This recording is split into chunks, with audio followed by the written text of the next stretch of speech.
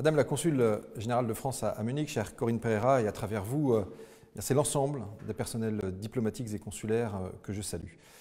Monsieur le directeur de l'Institut français de Munich, et j'associe l'ensemble des acteurs de notre action culturelle, linguistique, Madame et Messieurs les conseillers des Français de l'étranger, et là aussi, j'associe vos collègues conseillers français de l'étranger partout dans le monde, les membres de l'Assemblée des Français de l'étranger, les parlementaires, députés et sénateurs, naturellement, chers élèves, chers étudiants ici présents, et à travers vous, voilà, toute cette communauté éducative de l'enseignement français à l'étranger, mes chers compatriotes, tout simplement établis hors de France, sur tous les continents.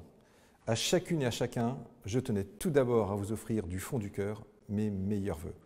Meilleurs vœux de très belle année 2022 à toutes et à tous, à vos familles, dans tous vos projets.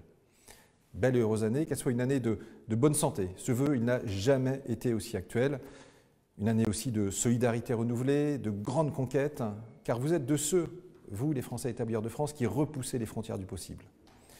Il y a un an, c'était depuis l'ambassade de France en Italie, à Rome, que je vous adressais ces vœux. Et aujourd'hui, je le fais depuis l'Institut français de Munich, en Allemagne. Cela me semble avoir beaucoup de sens. Non pas parce que je resterai toute ma vie, cet ancien Français de l'étranger ayant vécu 8 ans en Allemagne, mais parce que cet hommage ne pouvait se faire que depuis l'un des endroits où s'incarne cette vitalité de la communauté des Français de l'étranger. Eh bien, cet Institut français, il symbolise aussi notre présence, votre présence à vous, nos 3,5 millions de compatriotes aux 4 coins du globe, en Europe, en Afrique, en Asie, au Proche-Orient, en Amérique, en Océanie, là où vous êtes les visages de la France. Et vous êtes cette diaspora bleu-blanc-rouge qui fait à la fois vivre la langue française dans tous les pays du monde et chanter l'accent française aussi dans toutes les langues de la planète. Alors, par votre rôle, par votre engagement, partout où vous êtes, que vous soyez établi depuis 6 mois ou depuis 6 générations, je le sais, vous donnez envie de France. Et puis surtout, ça a du sens d'être ici à Munich parce que l'amitié franco-allemande, le couple franco-allemand, cela représente beaucoup à l'échelle de l'Europe. Alors l'Europe, ce sont certes des institutions, des traités, des règles du jeu, des projets, mais c'est avant tout une communauté de destin de femmes et d'hommes qui bâtissent la paix, la prospérité du continent depuis plusieurs décennies maintenant. Et cette communauté européenne de destin, elle trouve ses racines dans l'histoire. Au cœur des tempêtes du XXe siècle, qui aurait pu penser, imaginer que justement ce sont les peuples allemands et français qui, par des choix politiques, par des volontés populaires, un jour seraient les moteurs de cette paix qui s'est muée de président en président, de chancelier en chancelière, en réconciliation, en amitié et enfin en communauté de destin, agrégeant d'ailleurs bien plus largement d'autres États. La réunification allemande préfigura d'ailleurs la réunification du continent. Et aujourd'hui, cette Europe de 27 États membres que la France a pour mission de présider jusqu'en juin, elle n'a pas à rougir face à l'affirmation des puissances dans le monde. Cette communauté européenne de destin, elle se conjugue à l'envie au présent. Elle irrigue déjà l'ensemble de nos sociétés civiles, désormais intimement liées, et j'en veux pour preuve ces grands témoins présents ici à mes côtés aujourd'hui, des compagnons du devoir en apprentissage, ici en Bavière, aux volontaires de l'Office franco-allemand pour la jeunesse, l'OFAGE, un des plus beaux acquis du traité de l'Élysée, en passant par les étudiants du programme Erasmus, dont nous fêtons cette année les 35 ans. Sans oublier les jeunes officiers de l'école navale qui sont en formation ici, à l'université de la Bundeswehr, ou les élèves du lycée Renoir.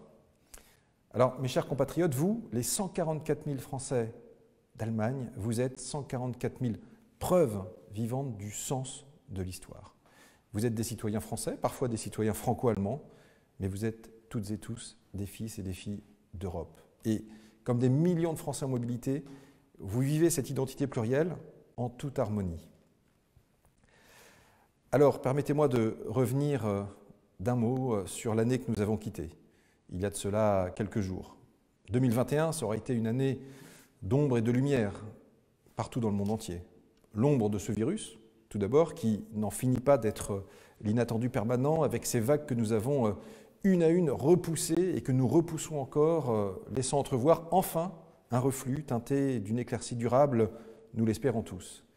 Mais surtout, la lumière, celle qui, partout dans le monde, a éclairé la solidarité qui nous a unis les uns aux autres. À chaque moment de la crise, la France, elle a été fidèle à elle-même en étant soudée, en étant aux côtés de ses ressortissants, où qu'ils vivent. Solidarité, je crois que ce fut le maître mot au sein des communautés et pour nous aussi, gouvernement, auprès de vous dans cette tempête. Depuis 2 ans maintenant, parce que les Français de l'étranger, ils ont été les premiers Français exposés à la crise sanitaire. C'était en janvier 2020. Ça a démarré en Chine, à Wuhan. Déjà, l'État était là pour évacuer, pour soutenir, pour accompagner. Et c'est grâce à une volonté politique clairement exprimée par le président de la République, grâce à un effort majeur de solidarité nationale, mais aussi grâce à des ambassadrices et des ambassadeurs, à des consuls généraux, des chefs de section consulaire, des agents consulaires, à des consuls honoraires exceptionnellement dévoués, et bien que nous avons pu ensemble faire face, assurer ce soutien au quotidien. C'est pourquoi je ne peux évoquer l'année écoulée sans saluer le dévouement et le travail remarquable des acteurs de terrain depuis le début de la crise. Je rends ainsi hommage à vos élus, conseillers des Français de l'étranger, parlementaires, eux aussi fortement mobilisés pour vous soutenir et que j'ai pu retrouver d'ailleurs pour certains dans le cadre de la nouvelle Assemblée des Français de l'étranger dont je salue la présidente Hélène de Grise. Et puis je rends hommage aux membres et bénévoles des associations qui œuvrent chaque jour auprès des nôtres. Je pense notamment aux associations de bienfaisance, d'entraide et de solidarité qui ont joué un rôle fondamental et dont je me réjouis que la Fédération Fibre d'ailleurs ait été créée pour les appuyer. C'est pourquoi nous avons continué de les aider. La France, c'est bien simple, elle soutient ceux qui vous soutiennent. Grâce à l'effort de tous les agents, je crois que le service public consulaire n'a jamais cessé, ni même flanché. Alors je le sais, ça a été parfois plus compliqué avec les répercussions de la crise sanitaire sur l'organisation des services. Les autorités locales dans les pays ont souvent ordonné confinement, télétravail, etc. Mais sachez que chacune et chacun des agents a mis tout son cœur et son engagement pour faire flotter haut ces couleurs de la solidarité. Solidarité avec le plan de soutien exceptionnel de 220 millions d'euros que le président de la République a souhaité et qu'avec Jean-Yves Le Drian, nous avons mis en place. Il se poursuit. Depuis le printemps 2020, ce furent des aides sociales, éducatives, mais également le déploiement de la vaccination là où c'était nécessaire, là où c'était possible, ainsi que la délivrance de passes sanitaires et désormais de passes vaccinaux. Solidarité encore avec les secours occasionnels spécifiques. Vous savez, cette aide SOS Covid, qui a évolué pour devenir une aide mensuelle et qui est maintenue tout au long des prochains mois. Solidarité avec, au-delà d'ailleurs des 18 millions d'euros d'aide SOS Covid, un budget de près de 15 millions d'euros qui a été validé en commission permanente pour la protection sociale des Français de l'étranger dans le besoin. Je crois que nous pouvons être collectivement fiers. Oui, la France est le seul pays en Europe à avoir mis en place, au profit de ses nationaux établis à l'étranger, un système d'aide sociale aussi avancé. Solidarité, grâce à une communauté française active, à des associations fortes, et pour ce faire, le soutien financier accordé aux organismes locaux d'entraide et de solidarité, ce qu'on appelle les OLES, qui a été considérablement augmenté. En 2 ans, plus de 4 millions d'euros ont été attribués. Le champ, d'ailleurs, des projets soutenus a été élargi. Je pense par exemple à l'aide financière qui a été attribuée aux auto-entrepreneurs, comme ce fut le cas en Israël, ou auprès des restaurateurs français touchés par la crise à New York. Solidarité, toujours, avec, vous le savez, un nouvel exercice encore pour le dispositif de soutien au tissu associatif des Français de l'étranger, ce fameux STAF qui a commencé en novembre dernier. Et je souhaite d'ailleurs que la Commission nationale travaille toujours plus étroitement avec les commissions locales pour l'examen des dossiers. Et j'en profite pour tirer un grand coup de chapeau à toutes les associations qui s'engagent pour vous. Je pense à l'UFE, je pense à Français du Monde, je pense à la Fédération des accueils français à l'étranger, que j'ai pu rencontrer aujourd'hui encore à Munich. En 2021, le STAF il a permis d'aider pas loin de 130 projets portés par des associations animées par et pour les Français de l'étranger. Solidarité, disais-je, et je poursuis avec l'aide à la scolarité. Nous avons poursuivi notre soutien aux familles parce que le risque, c'était la déscolarisation avec les conséquences économiques de la crise pandémique. Et donc nous avons aussi assoupli les critères d'obtention de bourses. En 2021, ce sont 106 millions d'euros qui ont été attribués et en 2022, nous avons budgété de quoi maintenir ce rythme n'ayez aucune inquiétude. Nous restons là. Et grande nouveauté, depuis la rentrée dernière d'ailleurs, la prise en charge de l'aide à la scolarisation des élèves en situation de handicap a été étendue à l'ensemble des familles résidant à l'étranger, dont un enfant en situation de handicap est inscrit dans un établissement du réseau de l'enseignement français à l'étranger, qu'il soit boursier ou non. C'est une mesure universelle et cette mesure forte, elle répond tout simplement à des besoins exprimés par de nombreuses familles. Et n'en déplaise à ceux qui fustigent, honteusement, je dois dire, l'inclusivité, la France, elle se fait un point d'honneur à accueillir dans ses établissements tous ces enfants et à faire en sorte qu'ils puissent grandir ensemble. Ils font pleinement partie de nos communautés éducatives et à ce titre-là, il était important de faire cette mesure. Solidarité avec une campagne de vaccination menée tambour battant auprès de nos compatriotes. Et je veux vous dire combien nous pouvons nous enorgueillir, là aussi, d'être, je crois, le seul pays au monde à avoir déployé cet effort au-delà des propres agents de l'État à l'étranger, mais pour vraiment aller au-devant des communautés. Cette opération d'envergure qui était lancée en mai 2021, elle a permis à ce jour d'envoyer des doses, tenez-vous bien, dans 69 pays. Et ce sont des opérations logistiques parfois très complexes pour aller desservir parfois des communautés de quelques dizaines de ressortissants, mais elles ont été menées à bien. Et désormais, c'est le rappel vaccinal qui est en cours ou qui vient de s'achever, par exemple en Argentine, en Indonésie, à Madagascar, au Mozambique, en Thaïlande ou encore au Turkménistan, en Asie centrale. En outre, dès lors que la France mettait en place l'été dernier le pass sanitaire, nous avons tout fait pour faciliter la vie de celles et de ceux d'entre vous qui revenaient sur le sol national et qui avaient reçu justement un schéma vaccinal reconnu par l'autorité européenne du médicament. Eh bien, 275 000 d'entre vous ont ainsi pu convertir leur certificat de vaccination en QR code.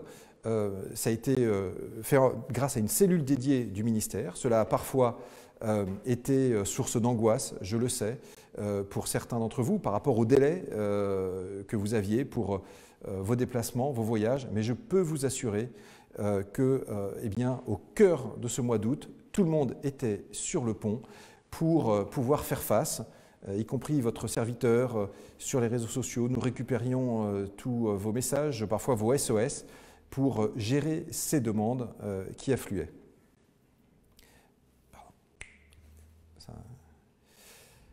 Alors, beaucoup d'entre vous m'ont demandé ce qu'il en était du rappel dans le cadre du pass vaccinal. J'évoquais le pass sanitaire. Je peux vous annoncer aujourd'hui 2 avancées pour les Français de l'étranger. Tout d'abord, les preuves de rétablissement obtenues à l'étranger, elles pourront être intégrées dans le pass vaccinal. Dans les tout prochains jours, vous pourrez déposer votre demande sur la plateforme Démarche simplifiée, qui est gérée par le ministère de l'Europe et des Affaires étrangères. Vous allez sur la page Diplomatie sur Internet et vous trouverez la rubrique. La durée de validité de cette preuve de rétablissement sera de 4 mois à partir du 15 février.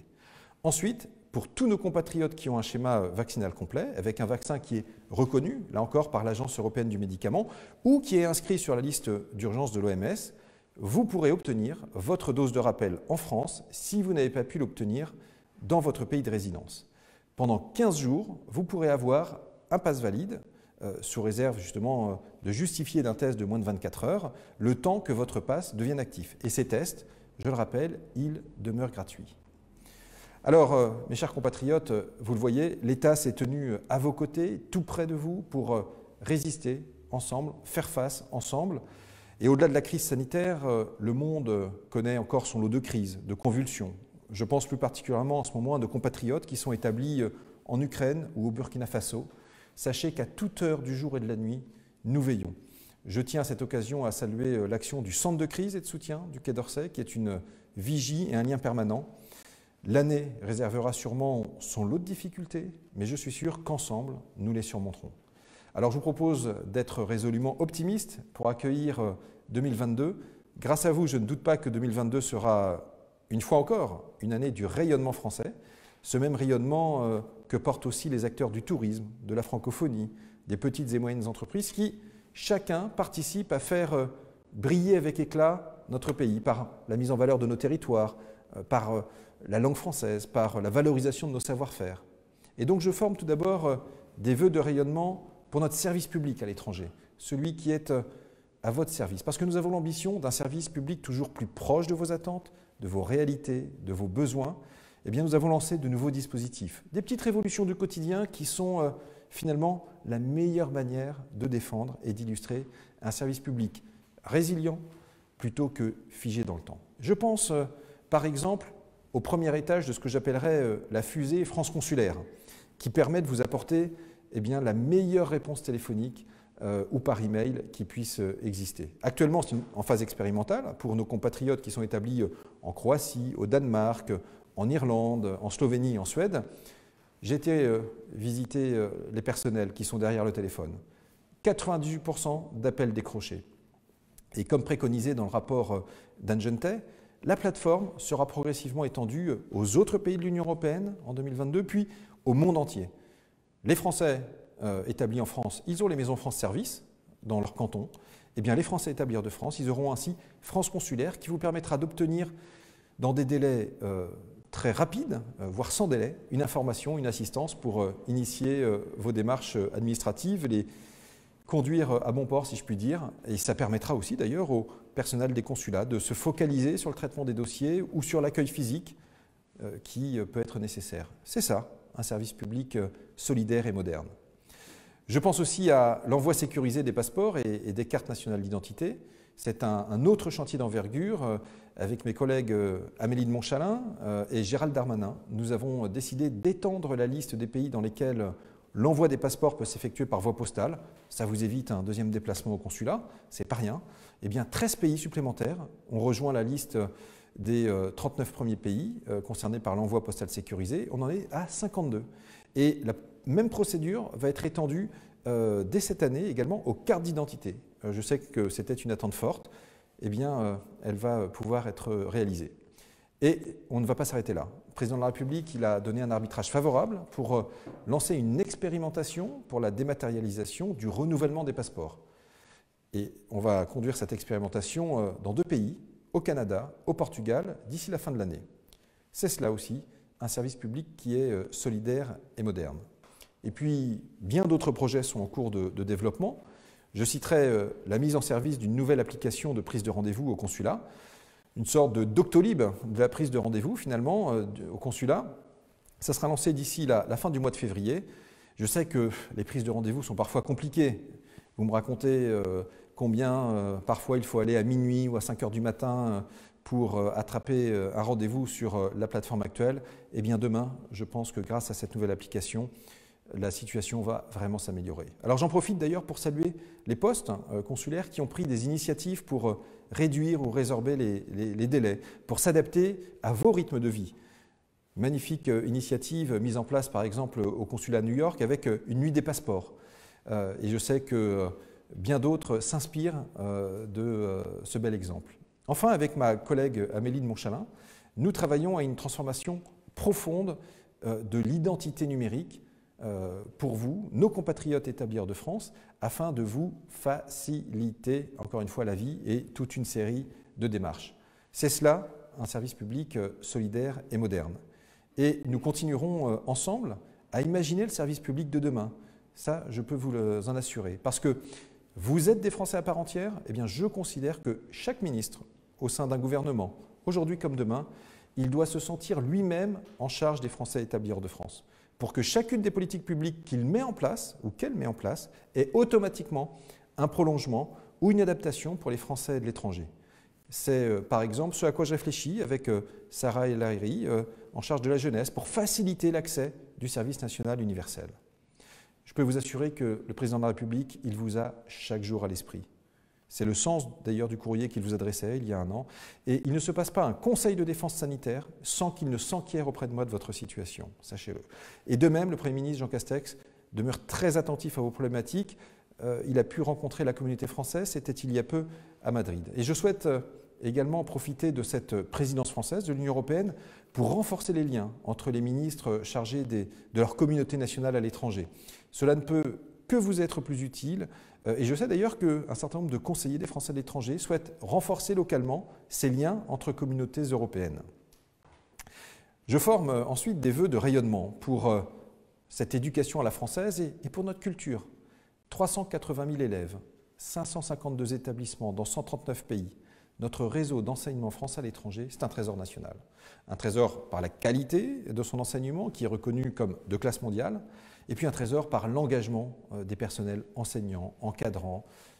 Et je les salue tous, qu'ils soient en gestion directe, conventionnés, partenaires, gérés par les parents d'élèves, gérés par la MLF, la FLEC ou des acteurs du secteur privé.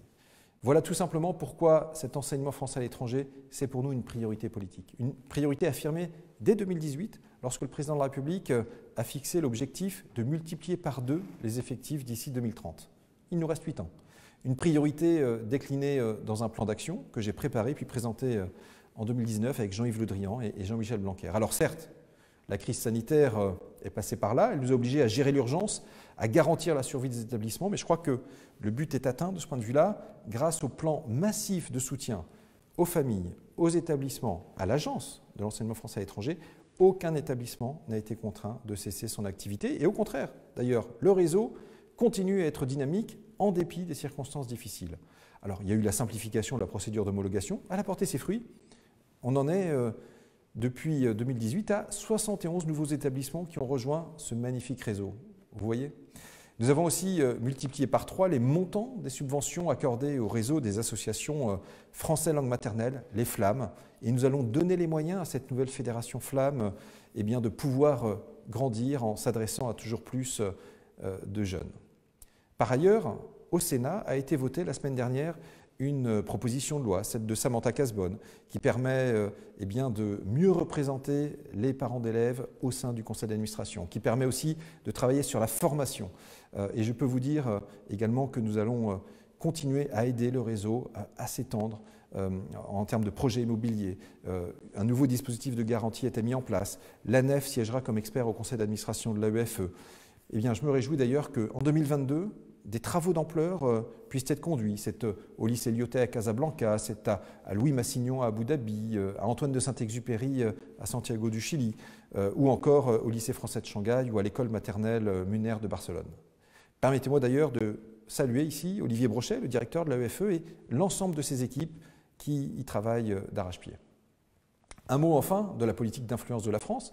Vous savez, le 14 décembre dernier, Jean-Yves Le Drian a présenté une nouvelle feuille de route pour l'influence française et nous avons bien des atouts pour une diplomatie d'influence efficace. Je pense à la langue française, à l'éducation, à l'insertion professionnelle, à l'enseignement supérieur, la recherche, les médias français à l'international. Et permettez-moi de saluer à ce moment le réseau des instituts français, des alliances françaises, pour le rôle qu'ils jouent en ce sens. Alors des vœux, j'en forme aussi pour le rayonnement de notre pays, la France, pour ce qu'il représente, pour la place qu'il occupe dans le monde. En dépit de la violence du choc économique et social induit par la crise sanitaire, la France, elle a amélioré bien de ses fondamentaux. Et nous nous appuyons sur ces transformations conduites depuis 5 ans, justement pour engranger des succès économiques. Regardez, une croissance qui caracole à 7%, du jamais vu depuis 52 ans. C'est d'ailleurs le prix Nobel d'économie Paul Krugman qui signale que la France est le pays qui a le mieux résisté dans la crise. Le nombre d'apprentis qui a enfin dépassé les 500 000, on en est à 700 000, rendez-vous compte.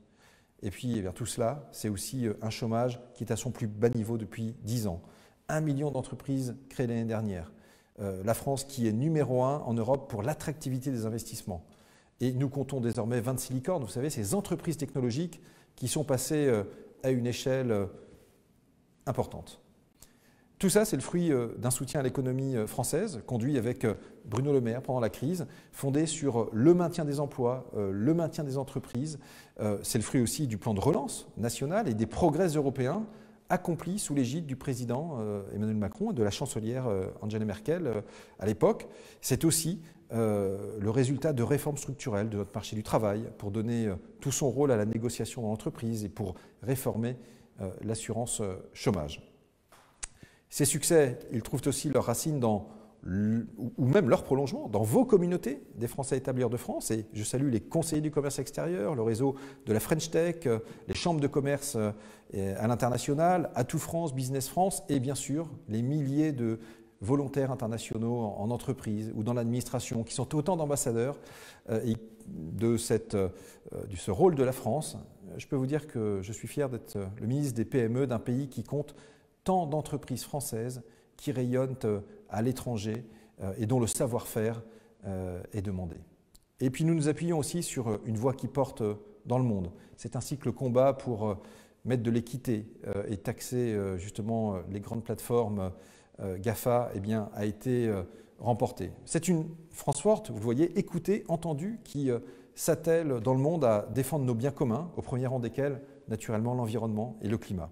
Et c'est justement ce que le président de la République est en train de faire lors de cette présidence française de l'Union européenne en matière de défense de l'état de droit, de nos valeurs, mais également de modèle social, de climat, de numérique, de sécurité. Alors, je crois que nous pouvons être fiers de notre pays. Ces ambitions françaises, ces réussites en bleu, blanc, rouge, ce sont les vôtres, ce sont les nôtres. La France, elle rayonne et vous en êtes les visages. Je forme des vœux aussi de rayonnement pour notre démocratie française. Celle précisément qui vous appellera aux urnes, citoyens, au mois d'avril pour élire le président de la République, puis vos 11 députés qui vous représentent à l'Assemblée nationale. Soyez assurés que le ministère de l'Europe et des Affaires étrangères met tout en œuvre pour que vous puissiez voter dans les meilleures conditions possibles, et ce, quelle que soit la morsure de la pandémie. De nombreuses tournées consulaires sont organisées pour celles et ceux qui souhaitent établir des procurations. La téléprocédure, ma procuration, va devenir également accessible aux Français de l'étranger. Participer, c'est important parce que la démocratie, ça ne s'use que quand on ne s'en sert pas. Et nous travaillons à ce que le vote par Internet soit effectif pour les élections législatives. Le second test grandeur nature s'est déroulé il y a quelques jours et j'ai demandé que nous gardions un nombre de bureaux de vote qui soit d'ailleurs supérieur à celui de 2017, tant pour les présidentielles que pour les législatives. Alors mes chers compatriotes, voilà les vœux que je souhaitais vous adresser pour cette année 2022 depuis Munich, en Allemagne. Il y a un peu plus de 40 ans, en 1977, Paul Naref chantait, vous vous en souvenez, cette lettre à France, cette inoubliable déclaration d'amour à son pays d'origine. Il disait « Depuis que je suis loin de toi, je suis comme loin de moi et je pense à toi là-bas. Oui, j'ai le mal de toi parfois. » Et puis, mardi dernier, en ouvrant le journal, j'ai vu que, justement, Paul Naref s'apprêtait à lancer une tournée au mois de mai prochain avec une partie à Paris et puis aussi une autre partie depuis les États-Unis dans un format virtuel. Alors pourquoi je vous parle de ça? Parce que, ayant grandi hors de France, il y a de cela quelques décennies, je mesure combien la vie de Français de l'étranger a changé depuis. On n'est plus soit d'ici, soit d'ailleurs. On est d'ici et d'ailleurs. On va, on vient, on s'en va et on revient. Alors mes chers compatriotes, continuez d'être d'ici et d'ailleurs. Continuez à essaimer ces petits bouts de France, emportez avec vous et diffusez notre langue, notre culture, nos valeurs républicaines. Et sachez que partout, tout le temps, la France se tient à vos côtés. Belle et heureuse année 2022. Vive la République et vive la France.